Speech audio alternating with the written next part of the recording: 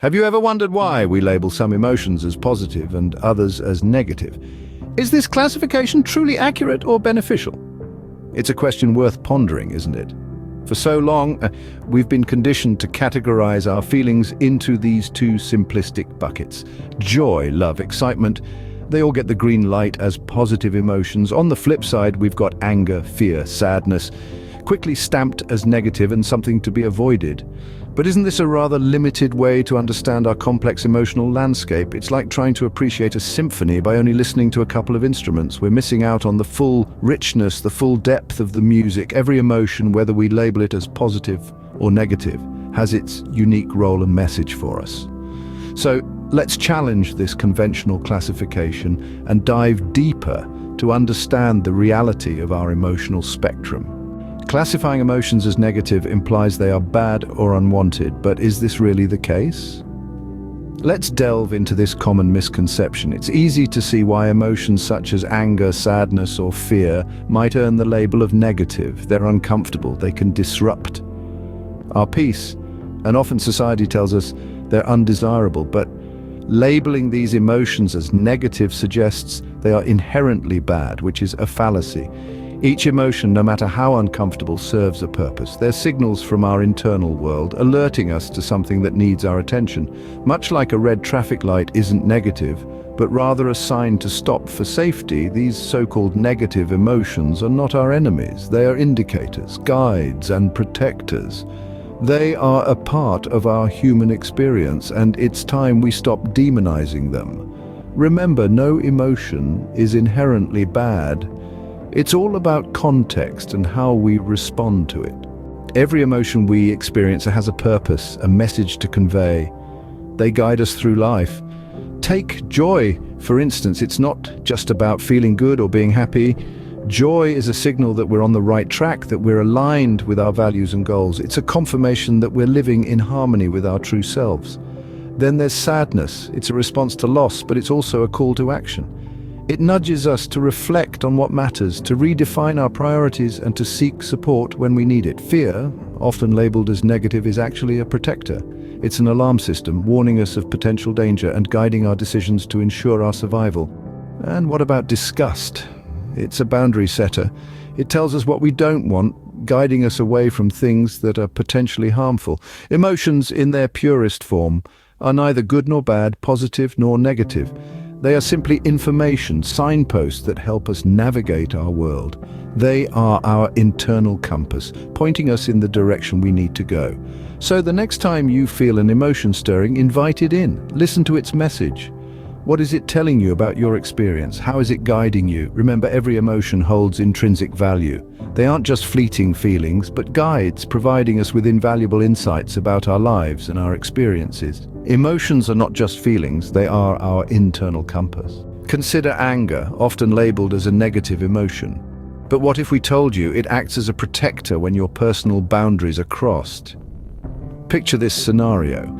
You're working tirelessly on a project, putting in extra hours, going above and beyond. Suddenly a colleague swoops in, takes credit for your hard work, and leaves you standing in the shadows. You feel a surge of heat, your heart pounds, your palms sweat. That, my friends, is anger. It's not a demon lurking in the shadows, but a knight in shining armor, signaling that your boundaries have been violated. Or how about another situation? You've planned a quiet evening at home, but your neighbor decides to throw a loud, disruptive party. The noise grates on your nerves, your peace is shattered, and anger bubbles up. It's not a sign of your inability to cope, but a fiery flag urging you to stand up for your right to tranquility. And let's not forget those moments where someone you trust breaks that trust. The sting of betrayal, the gnawing hurt. It's anger that propels you to confront the situation, to mend fences or sever ties. Without anger, you might dismiss the hurt, allowing the wound to fester. So what are we saying here? Is anger a destructive force? No, far from it. It is like a lighthouse, guiding you through the fog of violation, betrayal, and injustice. It's a signal, a flare in the night, telling you something is wrong. It's not there to burn bridges, but to illuminate the path to resolution. But remember, anger is a tool, not a weapon. It's there to protect, not to harm. It's important to use it wisely, not to let it consume you. It's not about lashing out, but about standing up for yourself. It's about setting boundaries and asserting your worth. So is anger truly negative, or is it a misunderstood guardian? It's high time we reframe our understanding of anger, not as a negative emotion, but as a protective force, a tool for personal growth and boundary setting. So the next time you feel the heat of anger, pause, listen to its message. It might just be trying to protect you. Feeling guilty for experiencing intense emotions? Let's dispel that notion. It's a common misconception that if we feel intensely, we are somehow flawed or weak. This couldn't be further from the truth. Emotions are not a sign of weakness, but a testament to our shared humanity. We all experience a rainbow of emotions, from joy to sorrow, anger to love.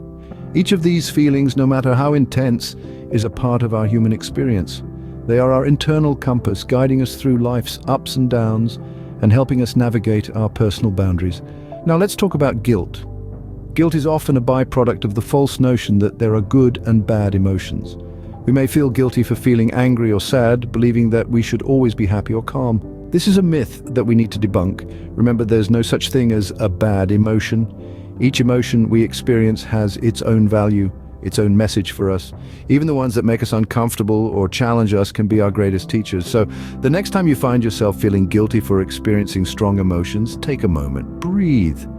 Remind yourself that it's okay to feel, it's okay to be human. Embrace your emotions, learn from them, but never feel guilty for having them. There is no need to feel guilty for your emotions. They are a part of you, a part of being human.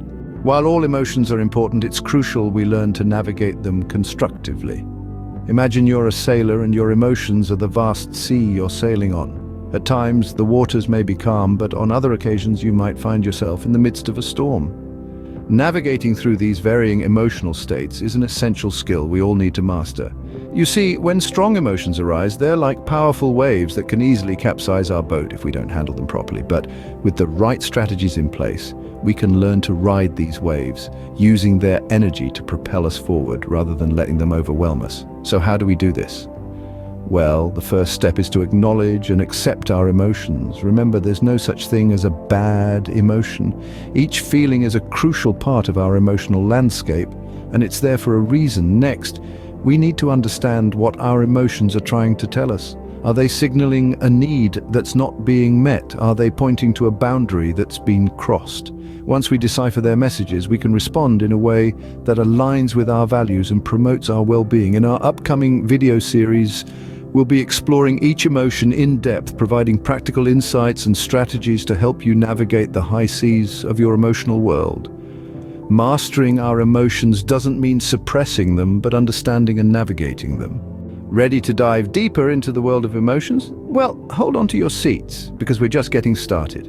We've only scratched the surface of the vast landscape of human emotions, and there's so much more to explore. In our upcoming series, we'll be embarking on an exciting journey, delving into each emotion individually. From the fiery flames of anger to the icy chills of fear, from the tranquil calm of contentment to the swirling storm of anxiety, we'll be dissecting each one, peeling back the layers of misconception and revealing the true essence of these powerful internal forces. We'll be equipping you with practical insights and effective strategies to manage and understand these various emotions.